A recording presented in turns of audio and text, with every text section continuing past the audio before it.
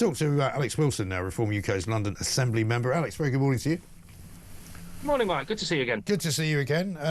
I imagine you're still basking in the relative glow of the weekend conference in Birmingham. It seemed to go very well.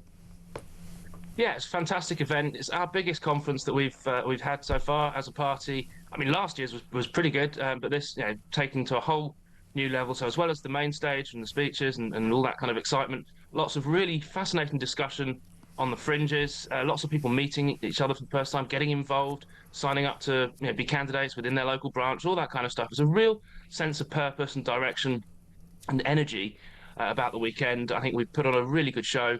And yeah, energised the membership. Hopefully got some decent media coverage as well, although slightly overshadowed perhaps by goings on in Westminster.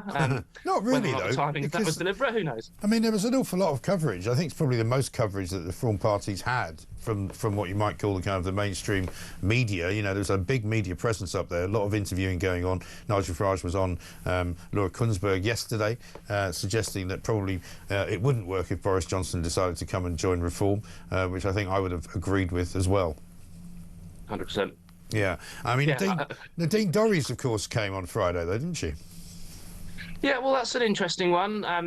Not universally popular decision, I must admit, amongst some of the membership. But I think what it does show, and what Nadine herself said when she announced her defection, is the Conservative Party is dead. We had a Conservative government for 14 years, and for the last part of that period, it had a huge majority, and yet was unable to do the things that it had promised the people that had voted for it.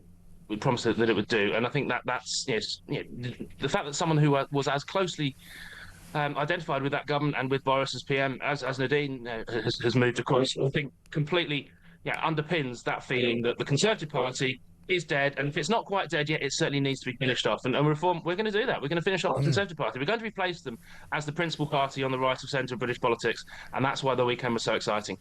And interestingly enough, I saw Jacob Rees-Mogg just before I left, and he was talking about how it's time for the right to unite. He says that he would act as an advisor to a Nigel Farage government without actually leaving the Conservative Party, but he would be more than happy to advise them on the machinery of government. Because one of the things Nigel said yesterday to Laura Kunsberg was that, the one thing Reform can't predict at the moment is how exactly they would run the country, because they don't have anyone currently, I suppose you might count Nadine Dorries now, who's ever served in government.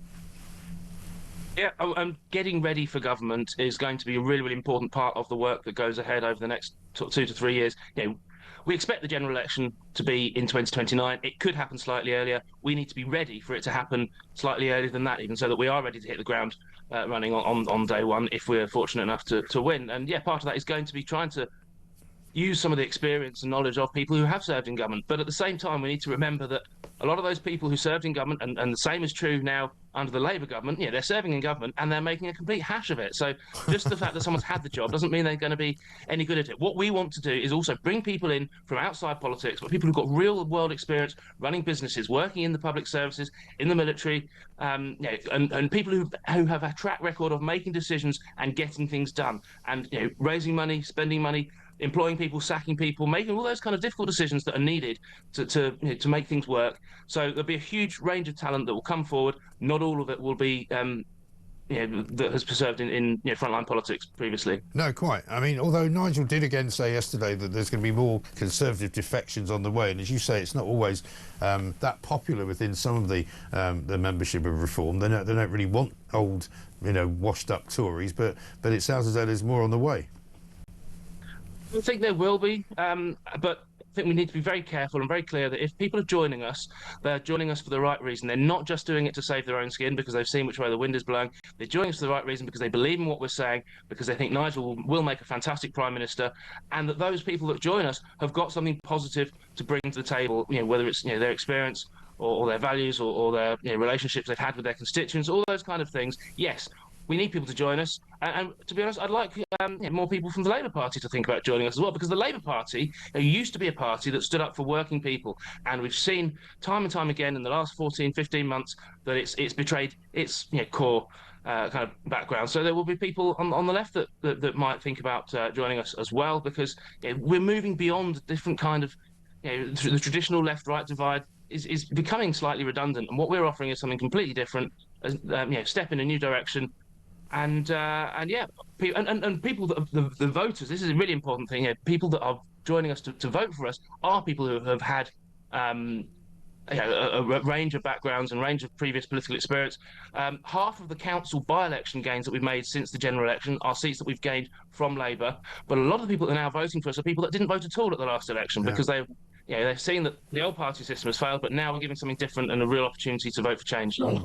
And the next big test, of course, is May, isn't it, of next year, where you've got not just an awful lot of local council elections, but London elections going on, Scotland and Wales as well. When I was down at Reform's headquarters a while ago, there was a big whiteboard there with a big number on it of the number of candidates you'd have to find, and it's thousands of them. How's that going?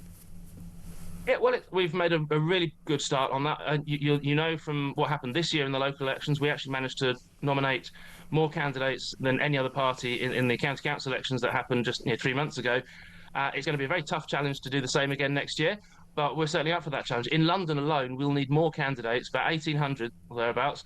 We'll need more candidates in London than there were in the whole of those county council elections just gone. But we're making steady progress. The branches are active. We're recruiting people. People are going through vetting.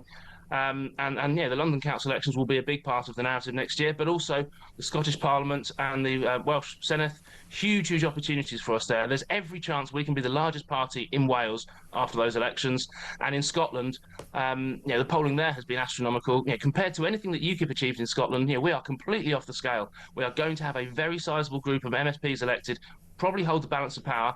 And if neither the Labour Party nor the SNP want to work with us, it's going to make life very difficult for them, either of them, trying to form an administration. But it's really important that voice is heard in Scotland as elsewhere in the rest of the country. OK, good to see you, Alex. Thank you very much indeed. Alex Wilson, from UK's London Assembly member.